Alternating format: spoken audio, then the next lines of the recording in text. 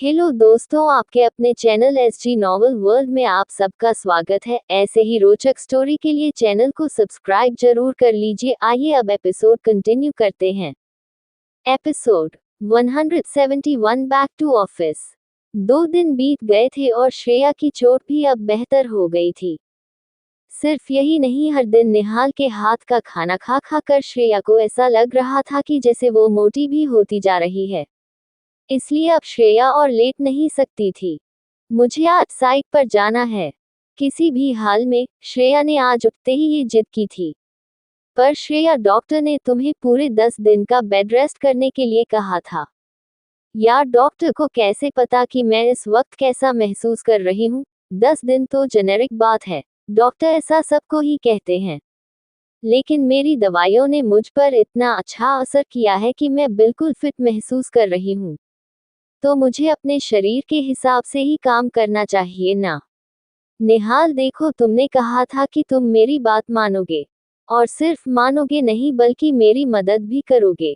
निहाल कैसे भूल सकता था वो बात जो उसने खुद ही कही है।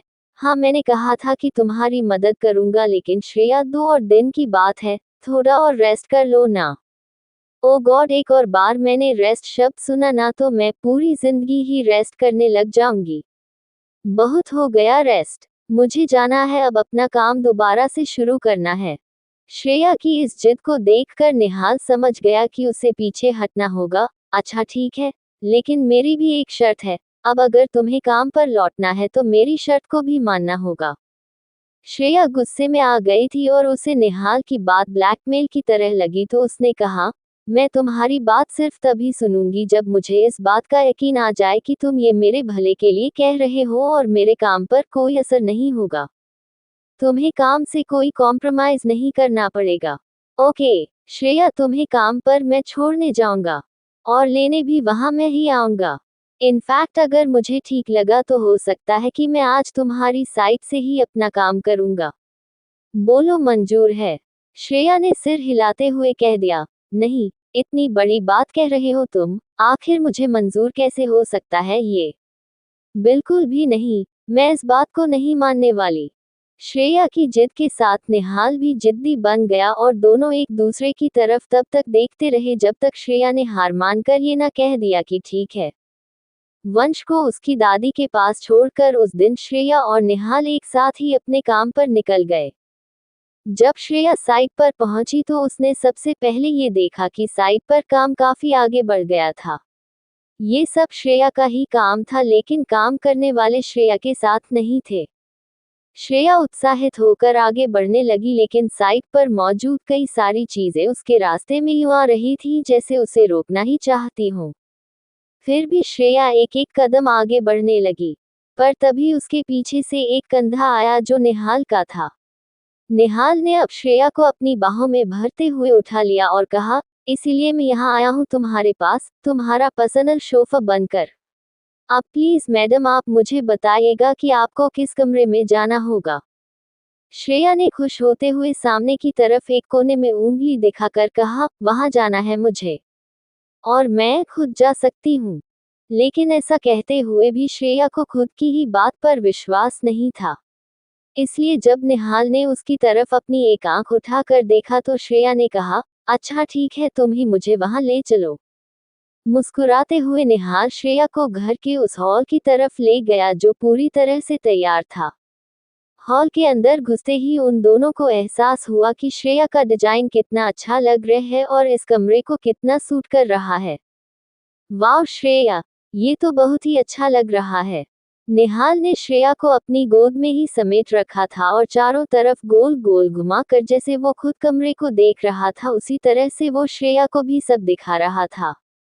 तभी कमरे में हल्की सी खांसी की आवाज हुई और पलटने पर श्रेया ने अपने सामने बाउजी और बेबे को खड़ा हुआ पाया।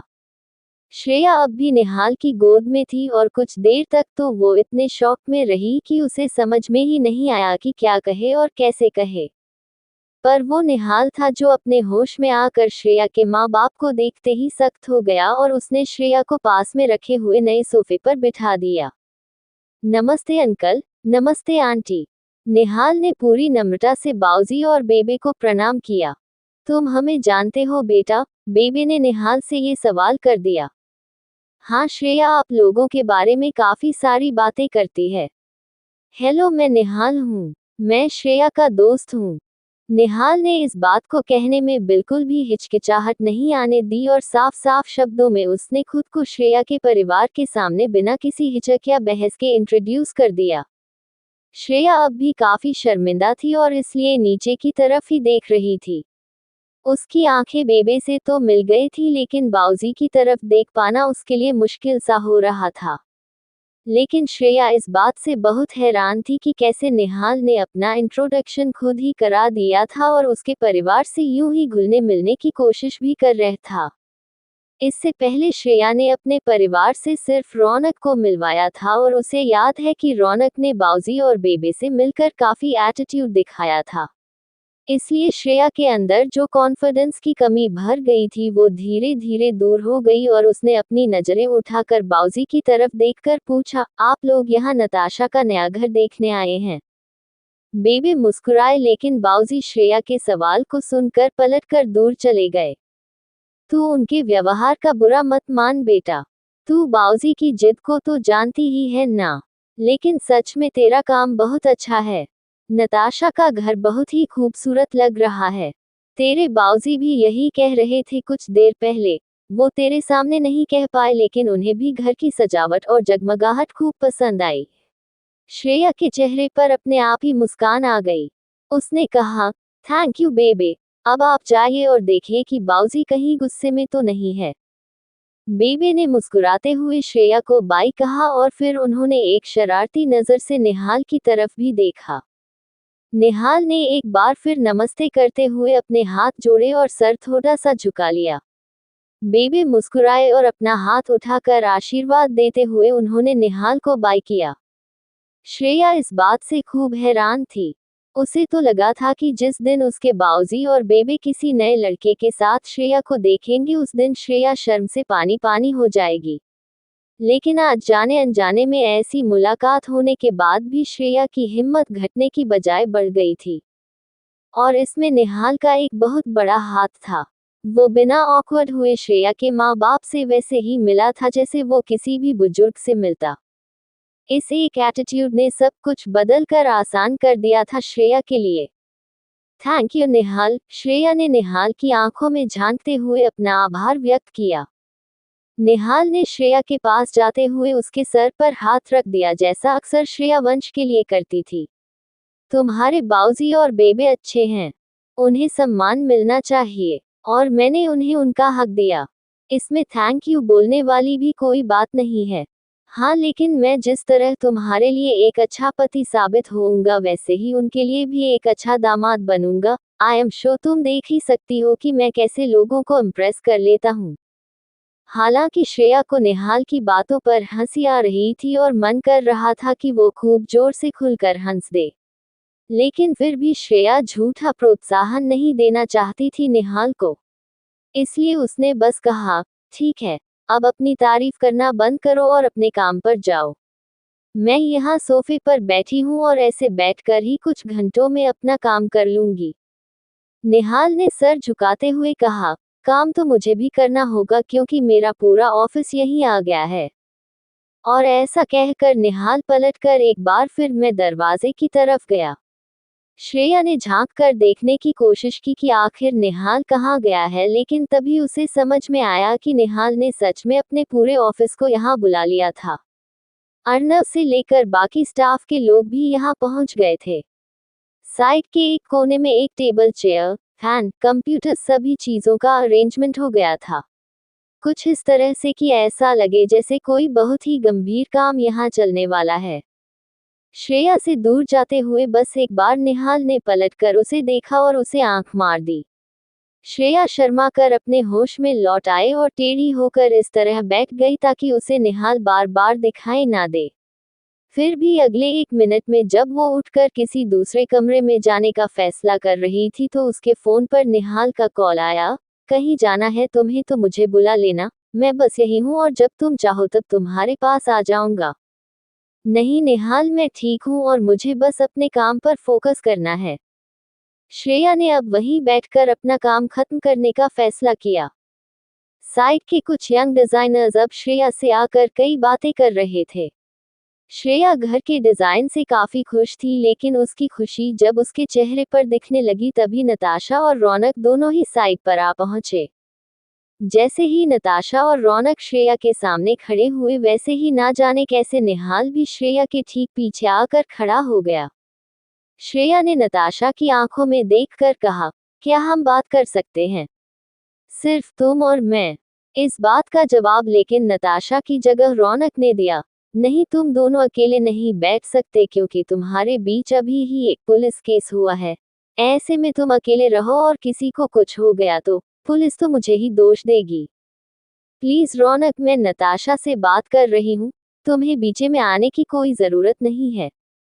मेरे फियोंसी से इस तरह बात मत करो, नताशा ने चिढ़ते हुए कहा। तुम्हें जो कहना है मुझसे कहो, लेकिन रौनक यहीं रहेगा और कहीं नहीं जाएगा। आखिर तुम्हारा आशिक भी तो तुम्हारे पीछे ही खड़ा है ना।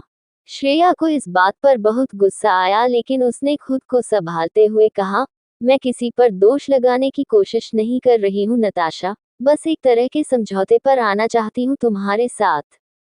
क्या हम ऐसा नहीं कर सकते? नहीं श्रेया, जब तक मैं जिंदा हूँ और तुम जिंदा हो तब तक तुम्हारे और मेरे बीच कोई भी समझौता नहीं हो सकता। और कैसा समझौता चाहती हो तुम?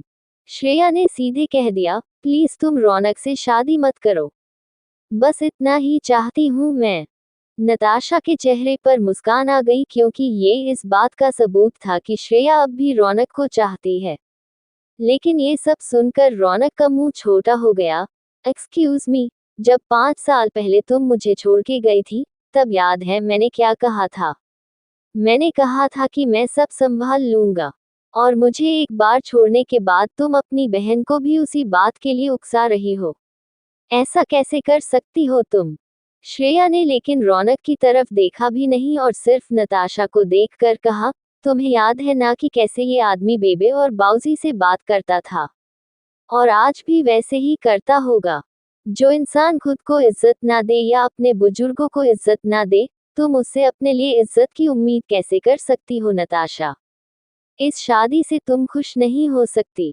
नताशा ने 3 दिन का मौन व्रत रख के खाना भी छोड़ दिया था। उसके बाद कहीं जाकर वो अपनी इन सभी गलत हरकतों का इल्जाम श्रेया पर लगा पाई थी, और अब खुद को श्रेया के खिलाफ चाल चलने के लिए समझा पाई थी।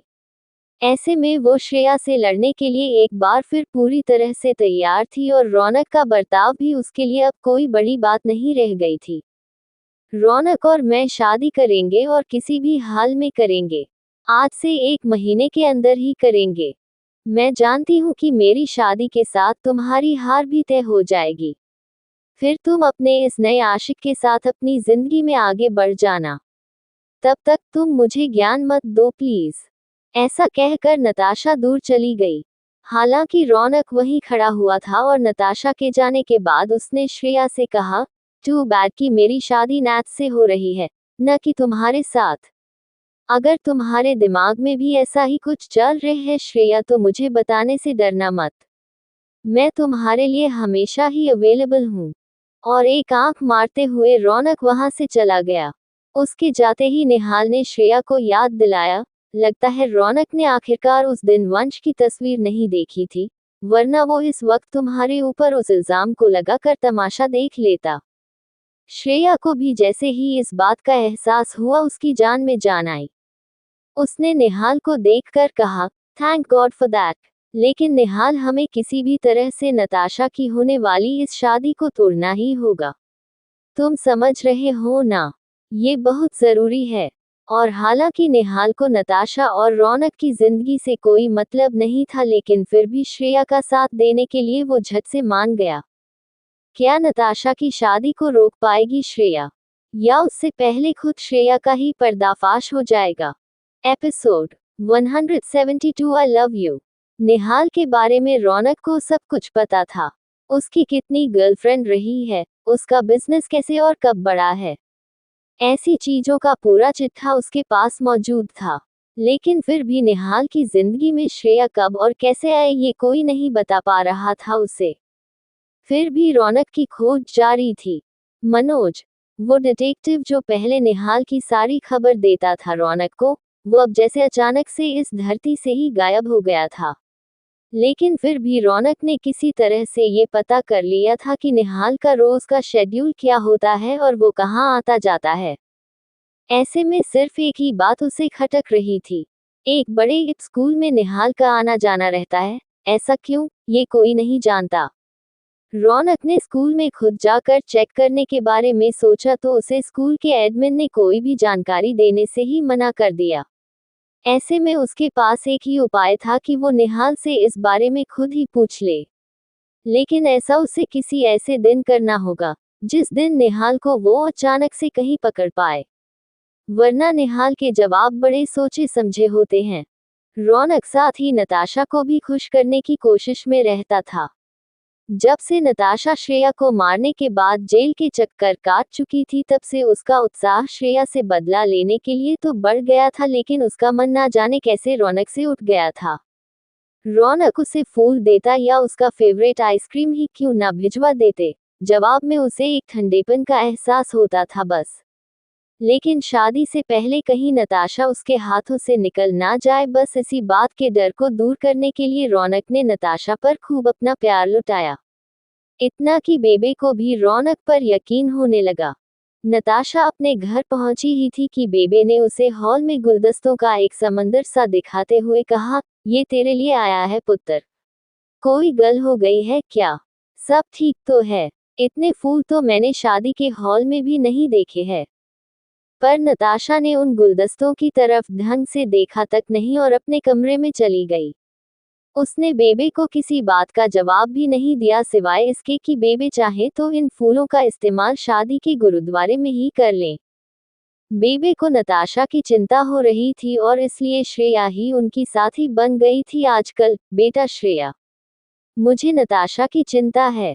मैं जानती हूँ कि तू इस बारे में कुछ खास नहीं कर सकती, लेकिन फिर भी तुझसे अपनी परेशानी बांटने से मेरा मन हल्का हो जाता है। अपनी लाचार बेबे को यूं परेशान देखकर श्रेया ने फैसला किया कि वो नताशा को उसके हाल पर नहीं छोड़ सकती।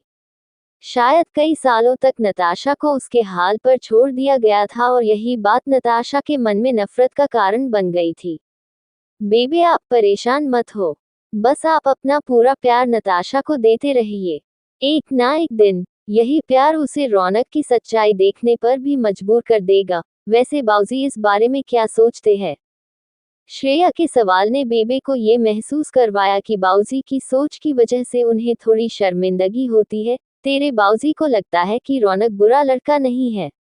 वो तो अब भी यही कहते हैं कि जिस तरह से रौनक को धोखा मिला था, उस हिसाब से अगर वो नताशा से शादी करने के लिए तैयार है तो वो काफी महान इंसान होगा। श्रेया समझती थी कि अपनी एक बेटी की वजह से मिली शर्मिंदगी उसके बाऊजी को अपनी दूसरी बेटी की जिंदगी के साथ चांस लेने दे रही है। बेबे, एक काम करना, शादी का दिन नजदीक आने दो। जैसे जैसे प्रेशर बढ़ेगा वैसे वैसे असलियत बाहर आने लगेगी और सच को छुपाना भी मुश्किल हो जाएगा। मैं तो खुद ही इंतजार कर रही हूँ इस दिन का जब शादी के मंडप पर ही सही लेकिन नताशा रौनक को हमेशा के लिए छोड़ देगी।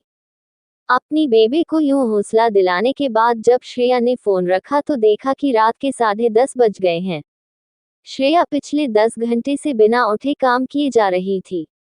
उसके सामने उसका कंप्यूटर खुला हुआ था और उसमें कई सारी फाइल खुली थी। पिछले 5 दिन में श्रेया ने जितना काम कर लिया था उतना शायद वो पिछले 5 साल में भी नहीं कर पाई थी। पर नताशा की प्रॉपर्टी का काम खत्म करने की जिद थी श्रेया की।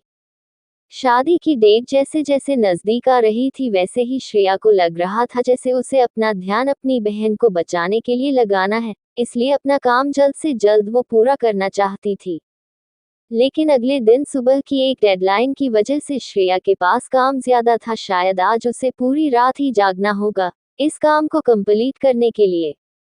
श्रेया अपने लिए कॉफी बनाने के बारे में सोच रही थी कि तभी उसकी पीठ के पास किसी ने एक थपकी मारी। पलट कर देखने पर पता चला कि हाथ में एक कॉफी का मग लेकर निहाल श्रेया के ठीक पीछे ही खड़ा था। चीयर्स कहते हुए निहाल ने कॉफी से भरा मग श्रेया के सामने रख दिया। इस वक्त श्रेया को एक बहुत ही हल्केपन का एहसास हुआ। आजकल निहाल का उसके आसपास होना बड़ा ही सहज हो गया था। वो जोर जबरदस्ती नहीं करता था, बल्कि श्रेया के कहे बिना ही उसकी मन की कई चीजें बस कर देता था। जैसे कि श्रेया को कौन सा नाश्ता खाना है ये भी उसे पता था, और रोज सुबह श्रेया उठकर निहाल के बनाए हुए नाश्ते का उत्सुकता से इंतजार करने लगी थी। थैंक यू निहाल, तुम सच में एक अच्छे हस्बैंड साबित होगे, मुझे तुमने ऐसी उम्मीद नहीं थी। निहाल ने अपनी मुस्कान दबाते हुए कहा। ओ, तो तुमने मुझे एक हस्बैंड की तरह देखना शुरू कर दिया है। आई एम ग्लैड, श्रेया ने शर्माते हुए कहा। नहीं, मैं तो बस तुम्हारी एक आदत के बारे में कह रही थी। और हर बार ये शादी की रट क्यों लगा लेते हो तुम? निहाल ने कहा, क्योंकि ये मेरे लिए बहुत जरूरी है श्रेया, इसलिए। मेरे पास होते हुए भी तुम मेरे पास नहीं हो, इस बात का मुझे भी तो दुख होता है। शादी कोई छोटी मोटी बात नहीं है निहाल, मुझे नहीं करनी शादी तुमसे, इतना मेरे लिए काफी है। और इतना तुम्हारे लिए भी तो काफी होना चाहिए ना। भला तुम क्यों ऐसी किसी लड़की से शादी करना चाहोगे तो जो तुम्हें चाहती ही नहीं हो? निहाल का मन ये बात सुनकर खराब हो गया। उसके अंदर एक उदासी भर रही थी, क्योंकि श्रेया जो कह रही थी वो बिल्कुल सच था। लेकिन इससे पहले कि दोनों की बात बहस में बदलती, कमरे में वंश आ गया। मम्मा, मैं आपके लिए पानी लेकर आया हूँ। श्रेया ने मुस्कुराते हुए कहा। थैंक यू बेटा, लेकिन आपको किसने कहा कि आपको मुझे पानी देना चाहिए? इतनी देर हो गई है, आपको सोना भी तो है। वंश की आंखों में नींद साफ दिखाई दे रही थी। हाँ मम्मा, मुझे सोना है और नींद भी आ रही थी, इसलिए तो मैं गुड नाइट कहने के लिए आपके पास पानी लेकर आया हूँ। क्योंकि डैड कहते हैं कि किसी को पानी पिलाने से हम उन्हें आई लव यू कहते हैं। और वंश तो आपसे बहुत सारा आई लव यू करता है ना। श्रेया ने वंश से पानी लेकर पी लिया और कहा, आई लव यू टू वंश। थैंक यू मुझसे हमेशा प्यार करने के लिए। और ऐसा कहकर श्रेया ने भी वंश के गाल पर एक किस किया। वंश खुश होकर मुस्कुराया और उसने कहा, एक्चुअली ये सब तो मुझे डैड ने सिखाया है ना, क्योंकि वो भी आपसे बहुत प्यार करते हैं। इसलिए तो वो हर कुछ देर में मुझे भी याद दिलाते हैं कि मैं आपको पानी पिला दूं। डैड ने कहा है कि मम्मा ज्यादा पानी नहीं पीती, इसलिए वंश और डैड को मिलकर उन्हें पानी पिलाना होगा। निहाल वंश की बात को ऐसे सुन रहा था जैसे उसे वो सब पहले से ही पता था, लेकिन श्रेया को वंश की ये बातें हैरान कर रही थी। श्रेया अपने आप को अपना अगला सवाल पूछने से रोक ही नहीं पाई। अगर ऐसी बात है बेटा, तो आपको किसने बताया है कि प्यार का मतलब क्या होता है? वंश ने निहाल को जाकर गले से लगा लिया और फिर उसकी गोद में चढ़ने की जिद करते हुए उसने कहा, डैड ने बताया है मुझे, और बताया भी नहीं मम्मा, उन्होंने मुझे दिखाया है। वो आपको प्रोटेक्ट करते हैं, आपकी केयर करते हैं, आपके लिए खाना बनाते हैं, दवाई देते हैं, ऑफिस से घर लौटकर वो सफाई भी करते हैं। एक आदमी को इसी तरह से प्यार करना चाहिए, मुझे सब पता है। मैं देख कर ही सीख गया। वंश की बात सुनकर श्रेया की आंख ही भर आई थी। हालांकि उसने अपने आंसू टपकने नहीं दिए, लेकिन फिर भी अपना मुंह घुमाकर उसने अपने आप को शांत करवाया। प्यार एक ऐसा शब्द था जिसे श्रेया ने अपनी डिक्शनरी से ही बाहर निकल दिया था। इसलिए भले ही श्रेया और वंश हमेशा एक दूसरे को आई लव यू कहते थे, लेकिन फिर भी लव क्या होता है इस बारे में उन दोनों की कभी बात नहीं हुई। पर वंश का निहाल को देखकर प्यार के मायने सीख लेना अपने आप में एक बहुत बड़ी बात थी। हालांकि श्रेया को इस बात पर यकीन था कि वंश जिन हरकतों को देखकर उन्हें प्यार का नाम दे रहा था वो असल में श्रेया को शादी के लिए मनाने की बस एक कोशिश मात्र थी, या यूं कहो अपने बेटे को एक पूरा परिवार देने की कोशिश थी। इसका श्रेया और निहाल के प्यार से कोई लेना देना नहीं था। उन दोनों के बीच असल में कोई प्यार तो था ही नहीं। इसलिए श्रेया ने कहा, ये सारी बड़ों के बीच की बातें हैं वंश। तुम इन बातों को तभी समझ पाओगे जब तुम खुद बड़े हो जाओगे। तब तक तुम अपने मम्मा और डैड से प्यार करते रहो, समझे? वंश का चेहरा अब छोटा हो गया और उसने अपनी गहरी आंखों को छोटा करते हुए कहा, लेकिन छोटी उम्र में अच्छी चीजों की सीख तो बुरी बात नहीं है ना मम्मा, आप भी तो मुझे कितनी बातें सिखाती हो। मुझे सीखने की भी जरूरत नहीं पड़ी है। मुझे तो बस पता है कि डैड मम्मा से बहुत प्यार करते हैं। लेकिन कहीं ऐसा तो नहीं कि मम्मा डैड से प्यार नहीं करती। मम्मा आप डैड से प्यार करती हो ना? श्रेया वैसे भी काफी भावुक हो गई थी। ऐसे में वंश का पूछा गया ये सवाल उसे और भी भावुक कर रहा था। बताओ ना मम्मा, क्या आप डैड से प्यार नहीं करती? इतने सालों से श्रेया ने प्यार शब्द को इस तरह से खत्म कर दिया था कि उसे इस सवाल का जवाब देना ही नहीं आ रहा था। 5 साल पहले टूटी शादी के बाद से श्रेया ने अपनी जिंदगी से किसी भी बड़ी उम्मीद को जाने दिया था। उसने अपनी इच्छाएं भी मार दी थी, इस हद तक कि अब उसे लगता ही नहीं था कि उसकी कोई इच्छा हो भी सकती है। मम्मा कुछ कहो ना। वंश का चेहरा पर अब भी श्रेया की तरफ उसी मासूमियत से देख रहा था जैसे हमेशा देखता था। वो अपनी माँ से सिर्फ अच्छी चीजों को सुनने की उम्मीद किया करता था और आज भी इसी उम्मीद से खड़ा हुआ उसे देख रहा था। श्रेया किसी भी हालत में वंश की इस उम्मीद को तोड़ने वाली नहीं थी। इसलिए निहाल को देखे बिना ही उसने वंश के गाल को सहलाते हुए कहा, ऑफ कोर्स बेटा, मैं आपके डैड से प्यार करती हूँ, बहुत सारा प्यार करती हूँ। इस बात से खुश होकर वंश अब सीधा बिस्तर की तरफ ये कहते हुए दौड़ पड़ा कि mamma and dad love each other. Shreya ने उसके जाते ही एक लंबी सांस ली और फिर हिम्मत करते हुए उसने निहाल को देखा। जहां उसे उम्मीद थी कि निहाल का चेहरा भी उसी की तरह गंभीर होगा और वो भी श्रेया के इस फेक आई लव यू की गहराई को समझ पाएगा, वहीं उसकी उम्मीद गलत साबित हुई क्योंकि निहाल मुस्कुरा रहा था और काफी जोर से मुस्कुरा रहा था। उसने श्रेया के पास आते हुए कहा, अब हम दोनों से ज्यादा समझदार हमारा बेटा हो चुका है। इतना कहकर निहाल आगे बढ़ा और उसने अपना चेहरा श्रेया के गाल की तरफ किस करने के लिए आगे किया। हैरानी की बात यह थी कि इस तरह से निहाल को अपने पास आते हुए देख श्रेया ने अपना गाल आगे भी कर दिया। पर आखिरी सेकंड में निहाल ने खुद को रोक दिया। उसके होंठ श्रेया के गालों से बस कुछ ही दूरी पर थे और इस किस के लिए श्रेया ने खुद को भी जैसे बिना सोचे ही तैयार कर लिया था।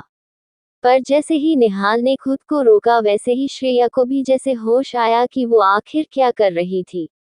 वो खुद को निहाल को किस करने दे रही थी, जैसे ये एक आदत बन गई हो। हंसते हुए निहाल ने अब खुद को उससे दूर किया और श्रेया की कॉफी का मग उसके हाथ से लेते हुए कहा, गरम करके लाता हूँ कॉफी, ठंडी हो गई है। वंश बिस्तर के अंदर घुस चुका था। उसे चैन से सोता हुआ देखकर भी आज श्रेया को चैन नहीं मिला, क्योंकि उसके दिमाग में अब भी यही घूम रहा था कि आखिर उसने क्यों निहाल की तरफ अपना गाल बढ़ा दिया था। क्या वंश के लिए झूठ कहते कहते श्रेया खुद को भी धोखा देने लगी थी? क्या वंश से कहा झूठ एक झूठ नहीं था? नहीं, श्रेया अपने अंदर इस तरह के सवाल नहीं पैदा होने देगी। यही सोचकर श्रेया ने खुद को रोका और एक बार फिर अपने काम पर ध्यान लगाया। थोड़ी ही देर में एक नया मग श्रेया के पास में रखकर निहाल ने उसे गुड नाइट कहा और एक हल्की सी प्यारी सी सीटी बजाता हुआ अच्छे मूड में बिस्तर पर चला गया। श्रेया ने पलटकर देखा किस तरह से वंश को अपनी बाहों में भरकर निहाल ने अपनी आंख बंद कर ली थी। एपिसोड 173 दूसरा चांस। 2 हफ्ते लग गए श्रेया की चोट को ठीक होने में, लेकिन आज जब उसमें सुधार आ गया था, तब भी निहाल रोज अपना ऑफिस का काम श्रेया के काम की साइट पर ही करता। दोनों हर सुबह घर से साथ में निकलते और साथ में घर लौटते थे। श्रेया को अब गोद में उठाने की जरूरत तो नहीं पड़ती थी, लेकिन फिर भी जिस भी तरह का सहारा उसे चाहिए होता, श्रेया हमेशा निहाल को अपने साथ पाती थी। और सबसे चौंकाने वाली बात तो ये थी कि श्रेया को आज तक उससे कभी ये हक मांगना नहीं पड़ा था। नताशा के घर से जुड़ा काम भी अब खत्म होने को आया था और श्रेया अपने किए हुए काम से बहुत खुश थी। इस बिल्डिंग को अपनी आंखों के सामने पूरी तरह से एक घर बनते हुए देखा था उसने। हालांकि उसे पता था कि ये घर कभी असल में घर नहीं बन पाएगा। रौनक और नताशा के रिश्ते से अब श्रेया को साफ साफ ऐतराज था और वो इस कोशिश में थी कि कभी तो रौनक को एक्सपोज कर पाए।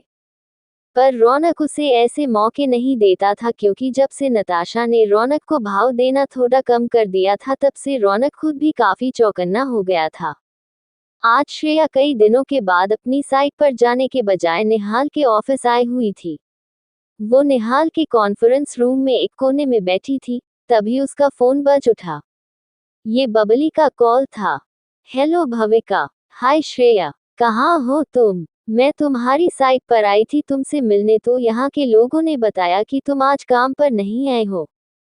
ओह हाँ, मैं आज साइट पर नहीं हूँ। क्या बात है, कोई जरूरी काम था क्या तुम्हें मुझसे? बबली साइट पर घूमकर श्रेया का काम देखते हुए उससे बात कर रही थी, इसलिए उसने कहा, हाँ श्रेया, एक बात करनी थी तुमसे, पर फिलहाल मैं तुम्हारे काम को देखकर ही खो गई हूँ। कितना अच्छा डिजाइन किया है तुमने इस जगह को। अगर तुम मुझसे पूछो तो तुम्हारी बहन नताशा ऐसा घर डिजर्व ही नहीं करती, खासकर जब इस घर को तुमने बनाया है, वो भी इतने प्यार से। श्रेया ने नताशा की तरफ मारे हुए टॉन्ट को फिलहाल इग्नोर करते हुए कहा, thank you, I am glad कि तुम्हें मेरा काम पसंद आया। जब तुम अपना घर रिडेकोरेट करोगी ना, तब मुझे ही बुलाना। 100% तुम्हें ही बुलाऊंगी मैं। पर फिलहाल तुम ये बताओ, क्या मैं तुमसे मिल सकती हूँ? श्रेया ने अपने पूरे दिन के बारे में सोचकर कहा, तुम्हें मुझसे आज ही मिलना है तो तुम्हें निहाल के ऑफिस आना होगा अभी, क्योंकि थोड़ी देर बाद मुझे निहाल के साथ बाहर शॉपिंग करने जाना है। ओ वाह, तुम और निहाल की अच्छी पटने लगी है अब, है ना? बबली की बातों का मतलब समझते हुए श्रेया ने जवाब दिया, ऑफ कोर्स, हम वंश के माँ बाप हैं। हमारी तो अच्छी पटनी ही चाहिए ना, आफ्टर ऑल हमें टीम वर्क करना होता है बहुत सारा। बहुत बोरिंग आंसर दिया तुमने श्रेया। पर ओके, मैं निहाल के ऑफिस में आ जाती हूँ तुमसे मिलने, लेकिन प्लीज मुझे ये बता दो कि तुम कौन से कमरे में बैठी हो, तो मैं सीधा वहीं आ जाऊंगी। मुझे उस अर्नव की शक्ल देखनी ही नहीं है ऑफिस में आकर। तुम अर्नव को अभी भी गलत समझ रही हो भाविका। वो तुमसे नफरत नहीं करता, बल्कि इसका ऑपोजिट सच है। प्लीज श्रेया, मुझे नहीं सुनना उस अर्नव की सफाई में कुछ भी, और ही डिजर्व्स टू बी अलोन, और मैं बस इतना ही जानती हूँ। श्रेया ने बात को आगे नहीं बढ़ाते हुए कहा, अच्छा ठीक है, तुम फिर मुझसे मिलने आ जाओ। मैं सेकेंड फ्लोर के कॉन्फ्रेंस रूम में हूँ, और यहाँ पर आने के लिए तुम्हें अर्नव की हेल्प नहीं लेनी होगी। इस फोन के कुछ ही देर बाद बबली कमरे के अंदर आए और उसने आते ही श्रेया को गले लगा लिया। मैं तो डर ही गई थी तुम्हारा एक्सीडेंट देखकर श्रेया। उस दिन तुम्हें देखकर ऐसा लगा नहीं था कि तुम इतनी जल्दी ठीक हो जाओगी, पर अब ऐसा लग रहा है कि तुम्हारा बहुत अच्छे से ख्याल रखा गया है। श्रेया की चोट को ठीक होने में डॉक्टर के कहे मुताबिक समय से आधा समय लगा था, और ये एक मिरेकल ही था। हर रोज दवाई टाइम से खाना हो या अच्छा स्वस्थ बनाने के लिए एक डाइट को फॉलो करना, इस सब कुछ की जिम्मेदारी निहाल ने ले रखी थी, और श्रेया को इस बारे में कुछ खास सोचना भी नहीं पड़ता था। श्रेया एक पल के लिए निहाल की इन बातों को याद करके अपने ख्यालों में ही खो गई, और उसे ऐसे देखकर बबली ने उसके सामने चुटकी बजाते हुए उसे उठाया। हेलो, कहाँ खो गई? श्रेया ने सर हिलाते हुए झूठ कह दिया, सॉरी, नहीं, मैं बस कुछ काम के बारे में सोच रही थी। खैर मेरी छोड़ो, तुम बताओ कैसी हो तुम? और मुझसे कौन सी जरूरी बात करनी थी तुम्हें? श्रेया के सवाल को सुनकर बबली ने कमरे में इधर उधर देखा, जैसे वो चेक कर रही है कि कोई उनकी बात तो नहीं सुन रहा। लेकिन कमरे में और कोई भी नहीं था, और ये चेक करके बबली ने आगे कहा, एक्चुअली जब से ये अर्नव वाला किस्सा हुआ है ना श्रेया, मेरा दिमाग शादी की तरफ जैसे एक बार फिर से खुल सा गया है। मैं सोच रही थी कि शायद मैं एक बार फिर से शादी करने के लिए तैयार हूँ, आई मीन मेंटली। श्रेया के चेहरे पर इस बात को सुनते ही मुस्कान आ गई। वाओ, मैं तुम्हारे लिए बहुत ही खुश हूँ भाविका, अगर तुम्हें ऐसा लग रहा है तो ये एक बहुत बड़ी प्रोग्रेस है। आफ्टर ऑल लाइफ में एक साथी को ढूंढ पाना तो सबका हक और अधिकार है। श्रेया इस बात को कहकर जितना बबली के लिए खुश हो रही थी, उतना ही उसे अपनी सिचुएशन पर भी सोचना पड़ा। हाँ श्रेया, मुझे भी यही लगता है कि मैंने काफी समय अकेले बिता लिया है। पिछले रिश्ते के दुख को भूलकर अब मैं आगे बढ़ चुकी हूँ, तो क्यों ना सच में आगे बढ़ा जाए और एक बार फिर से कोशिश की जाए किसी के साथ घर बसाने की। हाँ, भले ही मुझे एक पल के लिए लगा था कि वो इंसान अर्नव हो सकता है, लेकिन अब मुझे अर्नव से ऐसी कोई भी उम्मीद नहीं है। क्योंकि श्रेया अर्नव का सच अच्छे से जानती थी, इसलिए उसने बबली को समझाते हुए कहा, देखो, तुम जो भी समझती हो अर्नव के बारे में वो सब गलत है। वो असल में ऐसा है ही नहीं। इनफैक्ट वो तो तुमसे बहुत प्यार करता है। इस बात पर रत्ती भर भरोसा नहीं कर सकती मैं श्रेया। अरे जो इंसान खुद मुझसे कह रहा हो कि अगर उसे मैं नहीं मिली तो वो अरेंज मैरिज करने के लिए तैयार है, उस इंसान के लिए मैं कभी भी प्रायोरिटी तो नहीं हो सकती ना। मैं बस एक ऑप्शन रह जाऊंगी, और मुझे जिंदगी में किसी का ऑप्शन नहीं बनना। निहाल के बारे में श्रेया के भी कुछ ऐसे ही ख्याल थे, इसलिए श्रेया बबली को समझाने के लिए कुछ और नहीं कह पाई।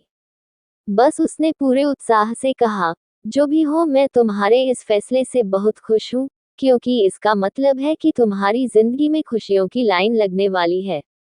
बबली भी शर्माते हुए मुस्कुरा पड़ी, हाँ यार, आई रियली होप इस बार सब ठीक हो। मैंने तो सोचा है कि ये जितनी भी डेटिंग वेबसाइट है ना, अब इन सब पर मैं अपना प्रोफाइल बनाने वाली हूँ। ऐसा करने से मुझे भी कुछ मॉडर्न आउटलुक वाले लड़के मिलेंगे ना, वरना पुराने घिसे पिटे तरीकों से तो कोई ऐसा ही मिलेगा जिसे तलाकशुदा लड़की एक बोझ लगती है। श्रेया ने सर हिलाते हुए हामी भरी, तो क्या कहती हो अपने साथ साथ तुम्हारा भी प्रोफाइल बना दूं, या तुम अब भी निहाल को चांस देने के लिए इंतजार करोगी? इस सवाल से श्रेया काफी चौंक गई। नहीं भविका, मैं किसी को भी चांस नहीं देना चाहती फिलहाल तो। एक पल के लिए मैंने भी ये सोचा था कि दूसरी शादी करना इतना बुरा भी नहीं होगा, लेकिन ऐसा तब तक नहीं हो सकता जब तक वंश थोड़ा और बड़ा ना हो जाए, क्योंकि उसे मेरी चॉइस को अच्छे से समझना होगा। आज की डेट में तो वंश निहाल के नाम की माला जप रहा है। बाप बेटे दोनों जैसे दो दिल एक जान बन गए हैं। इस बात को कहते हुए श्रेया का चेहरा जैसे दमक रहा था और बबली को श्रेया की खुशी साफ दिखाई दे रही थी। तो फिर तय रहा, मैं फिलहाल अकेले ही इस डेटिंग के समंदर में घुसती हूँ और सब ट्राई कर लेती हूँ। जिस दिन तुम तैयार हो जाओगी, मैं तुम्हें अपने सीखे हुए सारे टिप्स दे दूंगी। इस आखिरी बात पर दोनों लड़कियां तो खूब हंसने लगी, लेकिन उन्होंने शायद ये नहीं देखा कि कॉन्फ्रेंस रूम का दरवाजा पहले ही खुल गया था और दरवाजे के पास निहाल और अर्नब दोनों ही खड़े हुए थे। दरवाजे पर खड़े होकर अर्नब तो काफी नर्वस दिख रहा था और परेशान भी, लेकिन निहाल के चेहरे पर जोर का गुस्सा था, और श्रेया इस गुस्से की वजह जानती थी। लेकिन फिर भी श्रेया ये भी जानती थी कि उसने कुछ गलत नहीं किया है। इसका मतलब है कि उसे गिल्टी फील करने की बिल्कुल भी जरूरत नहीं। निहाल ने अपने दांतों को पीसते हुए अब कहा, हमें शॉपिंग के लिए बाहर जाना था। तुम्हें डेटिंग टिप्स मिल गए या अब भी कुछ बातें बाकी हैं? एनीवेज, जब फ्री हो जाओ तो तुम मुझे कॉल कर लेना, तब तक मैं अपने ऑफिस में रहूंगा। श्रेया को कुछ कहने का मौका दिए बिना ही निहाल कमरे से बाहर चला गया और श्रेया पूरी तरह से चौंक गई। श्रेया ने उसे रोकने की कोशिश करते हुए कहा, निहाल मैं अब भी फ्री हूँ, हम निकल सकते हैं। लेकिन ये आवाज जैसे कमरे में गूंजने लगी, क्योंकि निहाल तो अब इस कमरे में खड़ा नहीं था और बड़ी जल्दबाजी में बाहर चला गया था। वहीं अर्नब, जो चुपचाप नर्वस होकर दरवाजे पर खड़ा रह गया था, उसने अब श्रेया से कहा, आपको उनके पीछे जाना चाहिए। आई डोंट थिंक सर ने आपकी बात सुनी, या आप कहें तो मैं उन्हें बुला कर लाता हूँ। श्रेया ने अर्नब को रोकते हुए कहा, इट्स ओके अर्नब, मैं खुद ही चली जाती हूँ, वैसे भी अब हमें लेट हो रहा है। ठीक है बबली, तुमसे फिर कभी मिलना होगा। किसी भी चीज की जरूरत पड़े तो तुम मुझे कॉल कर सकती हो। बबली ने मुस्कुराते हुए पूरे कॉन्फिडेंस में कहा, ऑफ कोर्स, और तुम भी मुझसे बात करना अगर कुछ भी शेयर करना हो तो। श्रेया के जाने के बाद बबली उठकर खड़ी हुई और उसने अर्नब की तरफ देखा। बबली के अंदर कॉन्फिडेंस कूट कूट के भरा हुआ था। वहीं अर्नब अब भी नर्वस होकर बबली से नजरें नहीं मिला पा रहा था। क्या तुमने भी हमारी बात सुन ली अर्नब? अर्नब ने सर हिलाते हुए कहा, कुछ खास नहीं, बस वो लास्ट लाइन, लेकिन मैं उससे आपको जज नहीं करूंगा। एक्सक्यूज मी, तुम मुझे जज कर भी नहीं सकते। मैं अपनी जिंदगी के साथ क्या करती हूँ ये मेरा पर्सनल मैटर है, तुमसे इसका कोई भी लेना देना नहीं है। नाउ इफ यू विल, मुझे जिंदगी में आगे बढ़ना है, मेरा रास्ता मत रोको। उसके ऐसा कहते ही अर्नब ने दरवाजे के ठीक सामने से खुद को दूर हटाया और बबली उसके बाजू से बेखौफ होकर निकल गई। और अर्नब अपने आप को कोसता रह गया। उसे पता था कि उसने बबली को पाने का मौका खो दिया है और अब उसे फिर कभी एक और मौका नहीं मिल सकता। श्रेया भी अब निहाल के ऑफिस में आ पहुंची और उसने उसके केबिन का दरवाजा खोलते ही कहा, तुमने ऐसे अजीब तरह से क्यों रिस्पॉन्ड किया निहाल? भाविका और मैं एक बहुत ही नॉर्मल बात कर रहे थे। निहाल ने श्रेया की तरफ देखा तक नहीं और कह दिया, आई डोंट नो तुम क्या कह रही हो। मैंने कोई भी अजीब सा बिहेव नहीं किया और मैं अब भी नॉर्मल हूँ, बस काम में थोड़ा बिजी हूँ। श्रेया जानती थी कि निहाल इस वक्त जो कह रहा है वो सच नहीं है, बल्कि वो अपनी फीलिंग्स को हर्ट होने से बचा रहा है। ये नॉर्मल तो बिल्कुल नहीं है और उसकी गारंटी मैं दे सकती हूँ। एनीवेज तुम जानते हो कि आज मैं काम पर नहीं गई और काफी देर से तुम्हारे फ्री होने का इंतजार कर रही हूँ क्योंकि हमें आज वंश के नए स्कूल के लिए शॉपिंग करने जाना था, और तुम कह रहे हो तुम बिजी हो। हाँ, मैंने कहा मैं बिजी हूँ श्रेया, लेकिन इसका मतलब ये नहीं कि मुझे अपनी प्रायोरिटी ना पता हो। बिजी होने के बावजूद मैंने मना नहीं किया है शॉपिंग पर जाने से। चलो हम अभी निकल सकते हैं। और ऐसा कहकर निहाल ने अपने कोट को उठा लिया और झट से बाहर निकल गया। श्रेया निहाल के व्यवहार से ये साफ साफ समझ रही थी कि वो थोड़ा नाराज है, लेकिन जब श्रेया ने कुछ गलत किया ही नहीं था तो वो इस सिचुएशन को भला कैसे संभाले। श्रेया ने तय किया कि जब निहाल उससे झूठ कह रहा है और सच के बारे में बात ही नहीं कर रहा है तो वो खुद भी कुछ नहीं कर सकती। इसलिए श्रेया ने तय किया कि वो चुपचाप आगे बढ़ जाएगी और इस बात को दोबारा नहीं उठाएगी। दोनों यूं ही चुपचाप ऑफिस से निकलकर वंश को पास के ही प्ले यार्ड से पिक करने गए। पिछले 2 घंटे से वंश यहाँ पर लोटपोट होकर खेल रहा था और इसलिए उसका छोटा सा मुंह इस वक्त लाल हो गया था और पसीने से भरा हुआ था। वाओ, मैं मम्मा और डैड के साथ स्कूल की शॉपिंग करने जा रहा हूँ। ऐसा तो पहले कभी नहीं हुआ।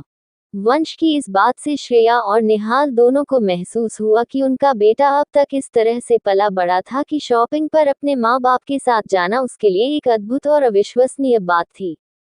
श्रेया की आंखों में तो इस बात से आंसू ही आ गए थे, लेकिन फिर निहाल ने वंश के बालों को सहलाते हुए कहा, यस, और ये लास्ट टाइम नहीं है वंश। इसलिए आज की शॉपिंग ट्रिप पर आपको मम्मा और डैड की हर बात माननी होगी, ओके? ओके, कहते हुए वंश सीट पर कूदने लगा और श्रेया और निहाल की आंखें एक दूसरे से जा मिली। उनके बीच ये म्यूचुअल अंडरस्टैंडिंग तो थी ही कि वो वंश की खातिर अपनी बुरी भावनाओं को पीछे कर दें और एक फैमिली की तरह एक दूसरे के साथ एंजॉय करें। एपिसोड 174 नानी का प्यार।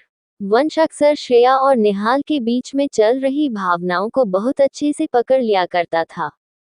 इसलिए आज शॉपिंग पर साथ में जाते वक्त भी वंश उन दोनों के बीच चल रहे इस मनमुटाव को भांप चुका था। डैड, आपने कहा कि आज हम सब शॉपिंग जा रहे हैं और आगे भी जाते रहेंगे, है ना? यस बेटा, ये सच है। तो फिर मुझे आपसे इस बात का प्रॉमिस भी चाहिए। आपको मुझे प्रॉमिस करना होगा कि आप जो कह रहे हो वो सच कह रहे हो और सच के अलावा और कुछ नहीं कह रहे हो। निहाल वंश की बात को सुनकर हंस पड़ा, लेकिन उसके मन में कोई डाउट नहीं था। इसलिए वो एक बार भी नहीं रुका और उसने अपनी छोटी उंगली को बाते हुए कह दिया, पिंकी प्रॉमिस करें। वंश ने खुश होते हुए निहाल के पिंकी प्रॉमिस को मान लिया और एक बार फिर उसे तसल्ली हो गई कि चाहे मम्मा और डैड के बीच में कुछ भी हो रहा हो, वो आगे जाकर एक दूसरे के साथ ही रहेंगे। मॉल पहुंचते ही वंश खुश होकर कभी कपड़े की दुकान में तो कभी स्टेशनरी की दुकान में घूमने लगा। श्रेया को हमेशा ही वंश के साथ मॉल आने में इसी कारण से तकलीफ होती थी कि इतने छोटे बच्चे को अकेले संभाल पाना बहुत मुश्किल हुआ करता था। लेकिन आज निहाल ही हर जगह वंश के पीछे पीछे भाग दौड़ कर रहा था। श्रेया इतनी फ्री थी कि श्रेया ने खुद को बिना किसी टेंशन के इधर उधर घूमते हुए पाया। यूं ही घूमते हुए श्रेया को एक स्टोर के बाहर सजा हुआ एक सूट काफी पसंद आ गया। श्रेया ने कुछ देर तक तो उस सूट को खूब निहारा, लेकिन फिर खुद को वहां से दूर ले गई क्योंकि वो सूट एक शादी का जोड़ा था, वो कोई मामूली सूट नहीं था। शादी के जोड़े की जरूरत श्रेया को बिल्कुल नहीं थी। मॉल में बाकी का समय वंश के जूते, ड्रेस, बुक, कॉपी, पेंसिल, यही सब खरीदने में निकल गया। श्रेया ने अपने बेटे के लिए अपने पसंद की हर चीज ली जैसे वो हर साल लेती थी, लेकिन इस बार उसने निहाल को वंश के लिए जूते उसके पसंद के हिसाब से खरीदने दिए। निहाल भी कभी वंश को गोद में उठाता तो कभी अपने कंधों पर बिठाकर उसे गोल गोल घुमाते हुए शॉपिंग करवाता। बाप बेटे को यूं मौज मस्ती करते हुए देख श्रेया खुद को काफी लकी महसूस कर पा रही थी। पर तभी निहाल के ठीक पीछे श्रेया को नताशा और बेबे दिख गए। वो दोनों भी हाथ में कई सारे शॉपिंग बैग्स लेकर घूम रहे थे और शायद शादी की ही शॉपिंग कर रहे थे। श्रेया ने ये देखकर खुद को जल्दी से एक पिलर के पीछे छुपा लिया, क्योंकि वो नहीं चाहती थी कि इन दोनों में से कोई भी उसे निहाल या वंश के साथ देख ले। श्रेया और निहाल जब से मॉल में आए थे तब से वैसे ही आपस में बात नहीं कर रहे थे, इसलिए श्रेया को मौका ही नहीं मिला कि वो निहाल या वंश को कुछ कह पाए। निहाल श्रेया की तरफ देखने की बजाय वंश के साथ सीधा एक दुकान के अंदर घुस गया। सबसे बड़ा धक्का तो श्रेया को तब लगा जब उसने देखा कि बेबे और नताशा दोनों ही उस दुकान के अंदर चले गए। निहाल को 2-3 बार कॉल करने पर भी जब उसने श्रेया का फोन नहीं उठाया तो ये साफ हो गया कि निहाल ने अपना फोन साइलेंट कर रखा है और अब उससे बात करने का कोई रास्ता नहीं रह गया है। तो श्रेया के पास और कोई भी चारा नहीं था। उसने दुकान के बाहर के एक पिलर के पीछे छुपकर अंदर देखने की कोशिश की और वो इसी उम्मीद में थी कि निहाल और वंश जल्द ही उस दुकान से बाहर निकल आएंगे। वैसे भी ये एक ब्राइडल दुकान थी तो ना जाने वंश और निहाल वहां क्या कर रहे थे। दुकान के अंदर निहाल एक खास मकसद से आया था। हालांकि निहाल श्रेया से काफी अपसेट था, लेकिन फिर भी कुछ देर पहले निहाल ने मॉल में श्रेया को एक स्टोर के बाहर एक सूट को निहारते हुए देख लिया था और उसका मन था कि वो श्रेया के लिए उस सूट को एक गिफ्ट के तौर पर खरीद ले।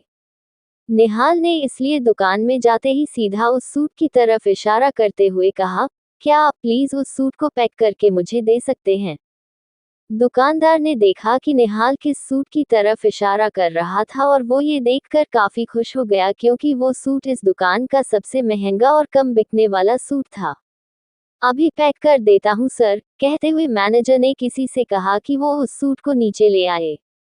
नताशा, जो बेबे के साथ अलग अलग सूट देख रही थी, उसकी नजर अब एकदम से निहाल पर गई।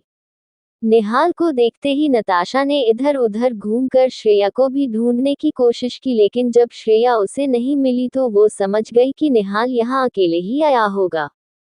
जो भी हो, नताशा निहाल के रास्ते में टांग अड़ाना चाहती थी, इसलिए वो बेबे को खींचते हुए काउंटर की तरफ गई, जहां उसने निहाल के सामने रखे सूट को देखते हुए कहा, मुझे ये सूट चाहिए मैनेजर, क्या आप इस सूट को मेरे लिए पैक कर सकते हैं प्लीज। निहाल ने जैसे ही नताशा को देखा तो वो घबरा गया और पहले श्रेया को और फिर वंश को ढूंढने लगा। हालांकि वंश निहाल के साथ ही शॉप के अंदर आया हुआ था, लेकिन 2 सेकंड पहले ही निहाल ने उसे गोद से उतारा था ताकि वो स्टोर मैनेजर से बात कर सके, और इतनी ही देर में वंश इस बड़े सी दुकान के अंदर कहीं खो गया था। जो भी हो, निहाल फिलहाल अकेला था और नताशा उससे वो सूट छीनने की कोशिश कर रही थी जिस सूट को निहाल श्रेया के लिए खरीदना चाहता था।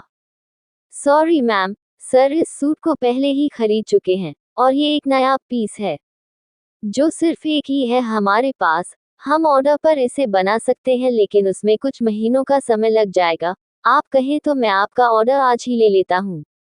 लिसन मिस्टर, मेरी शादी होने वाली है 1 महीने के अंदर, इसका मतलब है कि मेरे पास कुछ महीने नहीं हैं इस सूट के इंतजार में बिताने के लिए। वैसे भी ये सूट एक शादी का जोड़ा है, तो क्यों ना आप इन मिस्टर को मना कर दें और ये सूट मुझे बेच दें। वो ऐसा नहीं कर सकते क्योंकि मैंने इस सूट को पहले देखा है और पसंद भी किया है। मैं समझता हूँ तुम्हारी शादी होने वाली है, लेकिन इसका मतलब ये नहीं कि तुम किसी और का खरीदा हुआ सामान छीन लो। निहाल के बात करते ही बेबे को भी याद आ गया कि उन्होंने निहाल को पहले श्रेया के साथ देखा हुआ है। बेबे को निहाल बहुत पसंद आया था और वो उसे देखकर इस बार भी खुश हो गई थी, लेकिन नताशा की जिद को देखकर बेबे खुद भी परेशान हो गई, खासकर इसलिए क्योंकि नताशा ने खुद ही अपना शादी का जोड़ा खरीदा था और इसलिए इस जोड़े को लेने का कोई मतलब नहीं था। पर पुत्र, तू इस जोड़े का क्या करेगी? उसकी तैयारी तो पहले ही हो चुकी है ना। तो क्या हुआ बेबे, मुझे अब ये जोड़ा पसंद आ गया है तो मुझे यही चाहिए बस। मेरी शादी होने वाली है, क्या मैं शादी का जोड़ा भी अपने मन से नहीं खरीद सकती? बेबे नताशा से झगड़ा नहीं करना चाहती थी, इसलिए वो चुप हो गई और उन्होंने शर्माते हुए निहाल की तरफ देखा। बेबे की आंख में शर्म देखकर निहाल को खुद भी अच्छा नहीं लगा, इसलिए उसने कहा, ठीक है, फिर ये जोड़ा तुम ही ले लो नताशा। ये मेरे लिए उतना भी जरूरी नहीं है कि मैं इसके लिए तुमसे झगड़ा करूं। नताशा ने इस बात पर मुस्कुराते हुए कहा, क्योंकि तुम जानते हो कि मैं सही कह रही हूँ, इस जोड़े पर असल में सिर्फ मेरा हक है। निहाल उस सिचुएशन से पीछे हट गया। बेबे की तरफ एक हल्की सी मुस्कान देते हुए वो स्टोर से बाहर निकल आया। बेबे उसे जाते हुए देख रही थी, इसलिए निहाल को मौका नहीं मिला कि वो रुककर वंश को ढूंढ ले। लेकिन वंश को यूं स्टोर के अंदर अकेले छोड़ने से उसे डर भी लग रहा था। बाहर आकर जब निहाल ने अपने फोन पर श्रेया के मिस्ड कॉल देखे, तब तक श्रेया खुद ही उसके पीछे आकर छिप गई थी और उसने निहाल को अपने मुंह पर उंगली रखकर चुप होने का इशारा किया। निहाल ने श्रेया का इशारा तो समझ लिया, लेकिन उसने कहा, वंश कहाँ है? श्रेया खुद चौंक गई, वो तुम्हारे साथ नहीं था। निहाल की आंखों में भी परेशानी थी और वो बोला, वो मेरे साथ स्टोर के अंदर तो आया था, लेकिन उसके बाद वो मुझे दिखा नहीं। तब तक तुम्हारी मॉम और बहन वहां आ गए थे, इसलिए मैं उसे ढूंढ भी नहीं पाया। श्रेया अब घबरा कर उस स्टोर के बाहर लौट आए और उसने दूर से देखा कि बेबे और नताशा अब भी उसी स्टोर में खड़े हुए थे और शायद अपना पेमेंट कर रहे थे। तुम्हारी बहन एक विलन है, निहाल ने गुस्से में श्रेया से कहा। मेरी बहन क्या है क्या नहीं है, इस वक्त हमें नहीं सोचना है निहाल, ये देखो कि वंश कहाँ है। अगर मैं अंदर चली गई और वंश ने मुझे देखकर मम्मा कह दिया तो मैं क्या करूंगी? उन्हें सब सच पता चल जाएगा। और वहीं अगर तुम गए और तुम्हें वंश ने डैड बुला दिया, तब भी इस पोल के खुलने के चांसेस काफी हाई हैं। स्टोर के बाहर के कांच से श्रेया और निहाल अब अंदर झांक रहे थे। तभी निहाल ने गुस्सा करते हुए कहा, देखो श्रेया, तुम्हारा ये झूठ वंश से ज्यादा बड़ा तो नहीं है ना? हम कब से उसे ढूंढ रहे हैं पर वो मिल नहीं रहा। मुझे अब उसकी चिंता हो रही है और इसलिए मैं खुद अंदर जाकर उसे ढूंढ कर आता हूँ। तुम्हें मेरे साथ नहीं आना तो तुम मत आओ। श्रेया निहाल को रोकना चाहती थी, लेकिन वो उसकी बात की सच्चाई को भी पहचानती थी। इसलिए अपने घबराए हुए दिल को समझाते हुए उसने निहाल को स्टोर के अंदर जाने दिया। और साथ ही वो नताशा और बेबे की तरफ नर्वस होकर देखने लगी कि कहीं वो दोनों निहाल को देख तो नहीं लेंगे। लेकिन इससे पहले कि निहाल स्टोर के अंदर जाता, निहाल और श्रेया दोनों को ही वंश दिखाई दे गया। वंश ना जाने कैसे घूमते घूमते बेबे और नताशा के पास पहुंच गया था और अब वो बेबे के सूट का कोना पकड़ के वही काउंटर के पास खड़ा हुआ था। अब अंदर जाकर वंश को लाने का मतलब साफ था, बेबे से ये बात छुप नहीं पाएगी और ना ही नताशा से। इस बात से घबराकर श्रेया ने निहाल को एक बार फिर से खींचकर पीछे कर लिया और दोनों छुपकर स्टोर के पीछे से अंदर देखने लगे। रुक जाओ निहाल, वंश किसी खतरे में नहीं है, न ही वो गुम हुआ है। हम दोनों को वो अपनी आंखों के सामने दिखाई दे तो रहा है ना? तो 2 मिनट रुक जाते हैं और जब बेबे और नताशा यहाँ से बाहर निकल जाएं तब जाकर हम वंश को ला सकते हैं। निहाल ने श्रेया के चेहरे पर पैनिक देखा, इसलिए वो रुक गया, लेकिन पलटकर वंश की तरफ देखने से उसे अपने छोटे से बेटे के चेहरे पर और भी परेशानी दिखी। निहाल का दिल इस समय टूट रहा था और वो बस वंश को अपनी बाहों में भर लेना चाहता था, लेकिन श्रेया ने अब भी उसका हाथ खींचकर पकड़ा हुआ था। बेबे ने भी अब सूट पर पड़ रहे खिंचाव को महसूस करते हुए वंश की तरफ देखा और मुस्कुरा पड़ी। बेबे ने झुककर अब वंश को बड़े प्यार से देखा और उसके चेहरे को सहलाते हुए कुछ कहने लगी। श्रेया और निहाल ये सब बाहर से देख पा रहे थे, पर उन्हें कुछ भी सुनाई नहीं दे रहा था। वहीं वंश, जो अब तक थोड़ा घबरा रहा था, वो अब बेबे से बात करते हुए एक बार फिर मुस्कुराने लगा। उसने बेबे के गाल को छुआ और बेबे भी मुस्कुराने लगी। ये सब अपनी आंखों के सामने होते हुए देख श्रेया काफी भावुक हो गई। हर बार जब भी वो वंश के बारे में सोचती थी तो उसे सबसे ज्यादा डर इसी बात का था कि क्या बीतेगी वंश पर जब उसकी नानी या नाना उसे देखकर खुश होने की जगह उसे देखकर दुत्कार देंगे। लेकिन जाने अनजाने ही वंश और उसकी नानी के बीच में मीठा सा जो ये पल बन रहा था, उस पल को देखकर श्रेया रो पड़ी।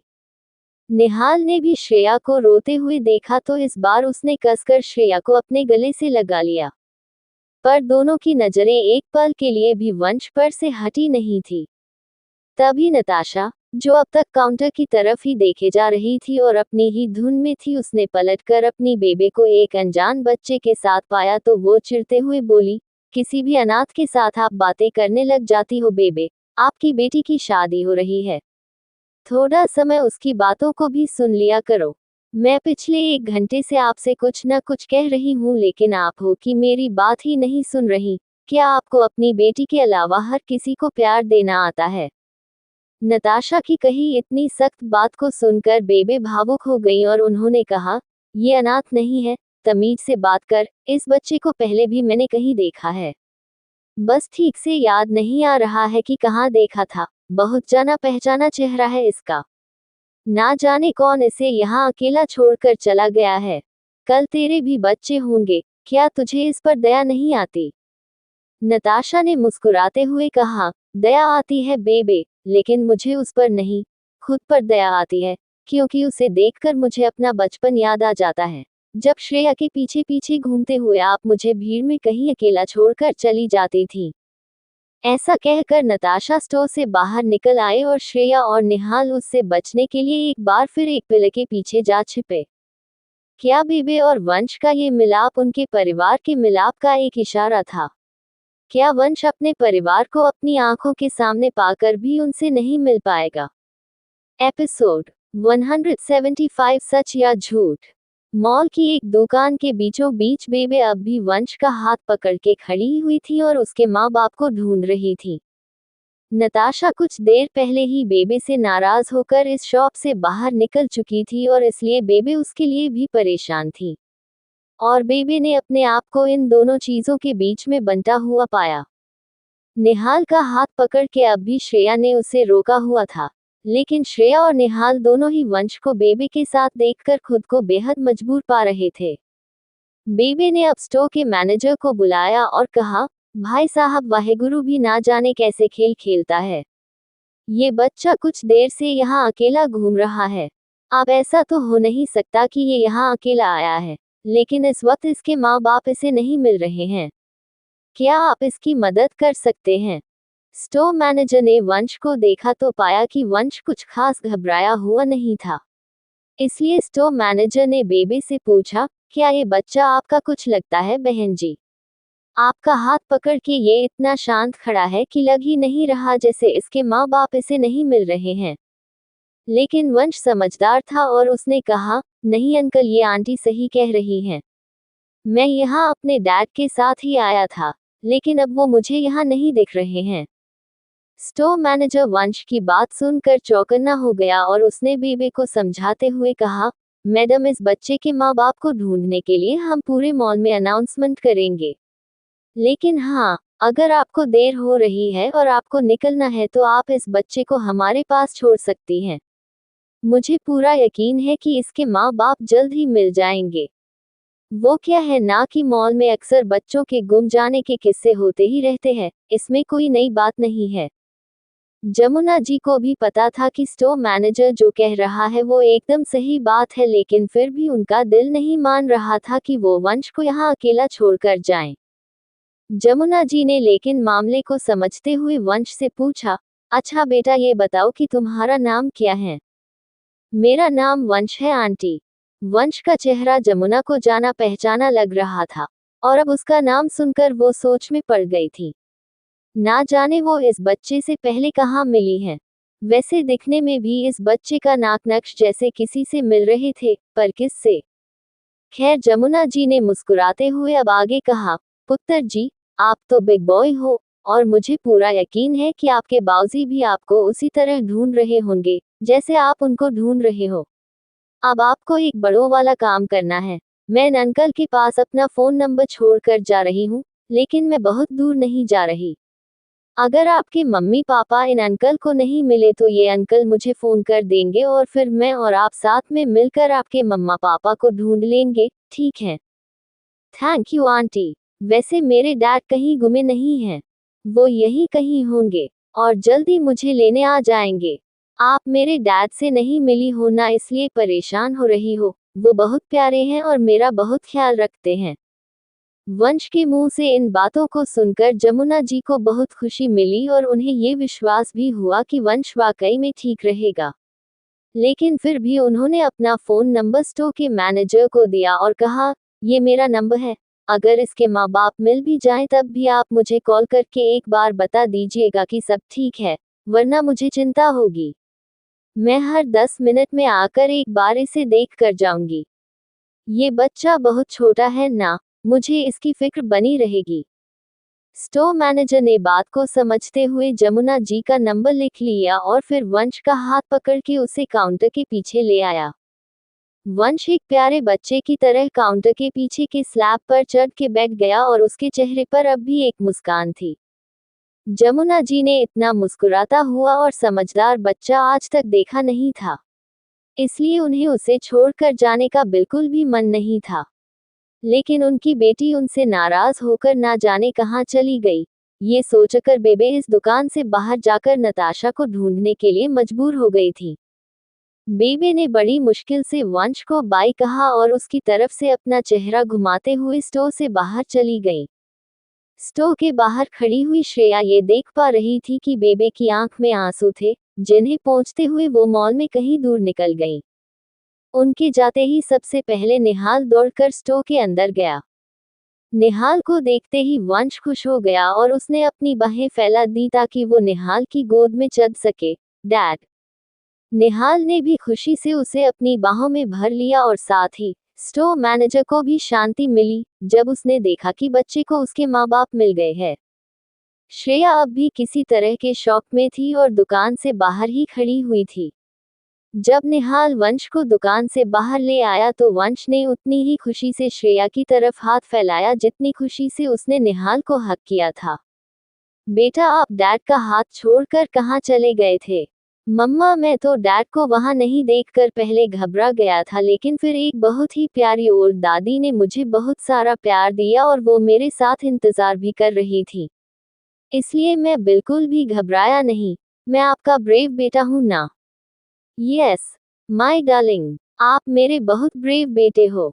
ये कहकर श्रेया ने वंश को अपने गले से लगा लिया, पर उसके ठीक पीछे खड़ा हुआ निहाल अब भी श्रेया को यूं देख रहा था जैसे वो किसी मुजरिम को देख रहा हो।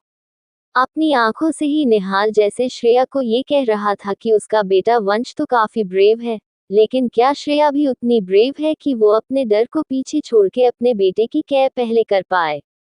निहाल श्रेया से काफी डिसअपॉइंट हो गया था और ये उसके चेहरे पर साफ दिखाई दे रहा था। श्रेया भी उदास थी और शायद इसलिए निहाल के चेहरे की निराशा वो बिना व्यक्त किए ही समझ पा रही थी। निहाल ने अब वंश को गले लगते हुए कहा, इट्स ओके बेटा, कभी कभी हम सबसे गलती हो जाती है। घबराना नहीं चाहिए और ऐसे में समझ से काम लेना चाहिए। जो आपने किया, I am very proud of you. वंश मुस्कुराने लगा और उसकी हंसी सुनकर निहाल का मूड तो तुरंत बेहतर हो गया। श्रेया लेकिन अब फिर से अपने डर की शिकार हो गई थी और उसने इधर उधर देखना शुरू किया। उसे डर था कि उसकी बेबे और नताशा एक बार फिर कहीं उनकी तरफ न आने लगे, इसलिए वो नर्वस होकर अपने आसपास झांकने लगी। उसे यूं नर्वस देखकर निहाल कहता है, आई थिंक आज के लिए हमारी शॉपिंग पूरी हो गई है, क्यों ना हम अब घर वापस चलें? श्रेया निहाल की बात से बिल्कुल सहमत थी, लेकिन तभी वंश ने कहा, नहीं प्लीज डैड, मुझे आज यहाँ के रेस्टोरेंट में खाना खाना था। आपने ही तो कहा था कि आज आप मुझे फ्रेंच फ्राइज खिलाने ले जाओगे। निहाल ने वंश से ये वादा तो किया था और इसलिए उसने श्रेया की तरफ देखा ताकि उसकी मर्जी भी समझ सके। श्रेया ने कुछ सोचकर कहा, हाँ, हम लंच करने के बाद निकल सकते हैं, हम किसी रेस्टोरेंट में जाकर सेफ भी रहेंगे। ये कहकर वंश खुश हो गया और उसने अपने माँ बाप का उत्साह भी बढ़ाने की कोशिश की। लेकिन निहाल ने चलते हुए श्रेया से कहा, तुम डर में जी रही हो ना श्रेया, इसलिए अपनी जिंदगी के बारे में सही फैसला नहीं कर पा रही हो। अगर तुम्हारे परिवार को सच पता चल भी गया तो पता है वो सबसे पहले क्या सोचेंगे। वो ये सोचेंगे कि उनकी बेटी ने उन पर भरोसा नहीं किया और उनसे सच छुपाया, और साथ ही वंश को भी तुम्हारा सच समझ में आ जाएगा। भले ही वो एक बच्चा है, लेकिन वो इतना छोटा भी नहीं है कि ये ना समझ पाए कि उसकी माँ उसे लेकर शर्मिंदा है। श्रेया ने निहाल का हाथ पकड़ते हुए कहा, देखो निहाल, सबके अंदर डर होता है। जरूरी नहीं कि हम अपने अंदर के हर डर को मिटा सकें। क्या तुम अपने अंदर के हर डर को मिटा पाए हो? अगर मैंने अभी तुमसे पूछ लिया तो क्या तुम मुझे बता पाओगे कि आखिर क्यों तुम्हें हर रात को नींद नहीं आती? निहाल इस बात को सुनकर चौंक गया। तो श्रेया ने आगे कहा, नहीं ना, नहीं बताओगे तुम भी सच। ठीक उसी तरह मेरे अंदर का डर भी अभी निकलने के लिए तैयार नहीं है। अब प्लीज, मैं ये उम्मीद नहीं करती कि बाकियों के साथ साथ मुझे तुम्हें भी एक्सप्लेनेशन देना पड़े। निहाल श्रेया की बात को समझते हुए कहता है, ठीक है, जैसी तुम्हारे मर्जी, लेकिन जिस दिन मेरे अंदर का कोई डर मेरे बच्चे की जिंदगी खराब करने लगेगा ना, उस दिन मैं समझूंगा कि उस डर का कोई मतलब नहीं है। उम्मीद है कि तुम भी सही समय आने पर वंश की खातिर यही कर पाओ। श्रेया ने निहाल की बात को समझा और उसके पीछे पीछे चलने लगी, ताकि वो वंश को दोबारा अपनी गोद में उठा सके। जल्द ही तीनों उस रेस्टोरेंट में पहुंच गए थे, जिसे निहाल ने चुना था। श्रेया अब भी बेबे और नताशा को लेकर नर्वस थी, लेकिन जब वो इस बड़े से रेस्टोरेंट के अंदर एक बूथ में जाकर बैठ गए तो श्रेया को फाइनली सेफ महसूस हुआ। यहाँ पर बेबे या नताशा के आने की कोई उम्मीद ही नहीं थी। यहाँ पर बिना श्रेया या वंश से पूछे कि उन्हें क्या खाना है, निहाल ने खुद ही सारा ऑर्डर वेटर को दे दिया। श्रेया इस बात पर हैरान थी कि निहाल ने न सिर्फ वंश की फेवरेट डिश ऑर्डर की थी, बल्कि उसने श्रेया के भी 2 फेवरेट डिशेस ऑर्डर कर दी थी। तुम्हें कैसे पता कि वंश की फेवरेट डिश क्या है? निहाल ने श्रेया की बात पर थोड़ा खींचकर जवाब देते हुए कहा, मुझे बहुत कुछ पता है श्रेया, क्योंकि मैं क्या करता हूँ। ये एक टॉन्ट था और श्रेया इस टॉन्ट का मतलब भी समझती थी। इसका मतलब था कि निहाल एक अच्छा पिता है, लेकिन इस वक्त वो ये नहीं कह सकता था कि श्रेया एक अच्छी माँ है भी या नहीं। जब खाना उनके सामने लग गया तब तक श्रेया को भी काफी भूख लग गई थी और वो खाने के लिए उतावली हो गई। श्रेया और वंश के खाने का तरीका एकदम एक जैसा था। दोनों ही पूरी हड़बड़ी से खाना खाते थे और अपनी प्लेट से नजर नहीं हटाया करते थे। निहाल का गुस्सा तो वैसे ही कम हो गया था, लेकिन अब वो उन दोनों को देखकर मुस्कुराने भी लगा। श्रेया ने जब निहाल को यूं देखा तो वो ऑकवर्ड हो गई और उसने अपने मुंह पर लगा हुआ खाना पोंछते हुए कहा, तुम हमें ही देखते रहोगे या अपना खाना भी खाओगे? निहाल ने कहा, तुम दोनों को देखकर ही मेरा पेट भर गया है। तभी उनके बूथ को ढकने वाला पर्दा हटा और इस पर्दे के पीछे एक जाना पहचाना चेहरा खड़ा हुआ था।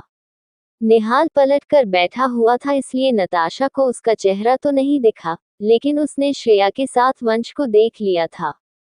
उन्हें देखते ही नताशा के चेहरे पर हैरानी के साथ साथ एक ऐसा भाव था जैसे वो किसी बड़ी मुसीबत को लाने वाली थी। और नताशा की नजर बस वंश पर ही अटकी हुई थी और उसने वंश की तरफ ऐसे देखा जैसे आज पहली बार किसी बच्चे को देखा है। मुझे तुमसे यहाँ मिलने की उम्मीद नहीं थी श्रेया। और ये दोनों कौन हैं? नताशा ने श्रेया की आंखों में देखकर सीधा सवाल कर दिया। निहाल ने अब भी पलटकर नहीं देखा, इसलिए नताशा उसे पहचान नहीं पाई। श्रेया अब उठकर नताशा के सामने खड़ी हो गई और बोली, क्या कर रही हो तुम यहाँ नताशा? मैंने तो बूथ के उस पार से तुम्हारा चेहरा देखा तो सोचा तुम्हें आकर हाय हेलो कह दूं, लेकिन मुझे उम्मीद नहीं थी मैं तुम्हारी जिंदगी का कोई नया पन्ना पलटने वाली हूँ। अपने साथियों से मिलवाओ तो सही। लेकिन श्रेया ने नताशा का रास्ता ब्लॉक कर रखा था, वो उसे आगे नहीं बढ़ने देना चाहती थी। Natasha, leave me alone please. तो ये है तुम्हारा सीक्रेट श्रेया, जिसे तुम मुझसे छुपाने की कोशिश कर रही थी और अब भी कर रही हो। पर अब ये सब करना बेकार है क्योंकि मुझे सच का पता लग गया है। मुझे नहीं पता था कि तुम्हें किसी और के बच्चे की माँ बनने का शौक है, या तुम एक डिजाइनर होने के साथ साथ किसी के घर में नैनी का काम भी करती हो। वो क्यूट सा बच्चा किसका है श्रेया? श्रेया ने इस बात का जवाब देने के बजाय नताशा का हाथ पकड़ा और उसे बूथ से बाहर निकालने की कोशिश करते हुए कहा, none of your business Natasha. लेकिन नताशा ने श्रेया के हाथ को झटक कर उसे पीछे किया और कहा, नो वे, तुम और कितना गिरोगी श्रेया। एक आदमी को अपनी जिंदगी में लाने के लिए तुम उसके बच्चे की मां बन जाओगी क्या? या ये बच्चा तुम्हारा है? श्रेया का चेहरा अब सफेद पड़ गया था। उसने इस एक लम्हे के बारे में कई बार सोचा था और अब जब ये लम्हा उसके सामने था तो वो अपने आप को कांपने से रोक नहीं पा रही थी। वहीं नताशा के पीछे अब बेबे भी इस बूथ के अंदर आ गई थी और बेबे श्रेया को देखकर चौंक गई थी। अब श्रेया आगे क्या करेगी? क्या आखिर में वो समय आ गया है जब श्रेया अपना सच अपनी बेबे को बता पाएगी या शर्म की वजह से एक बार फिर श्रेया किसी झूठ का सहारा ले लेगी? बाकी का नेक्स्ट एपिसोड नेक्स्ट पार्ट में कवर करेंगे। कहानी को लाइक शेयर कमेंट जरूर करें और प्लीज लाइक भी जरूर करें। Thank you.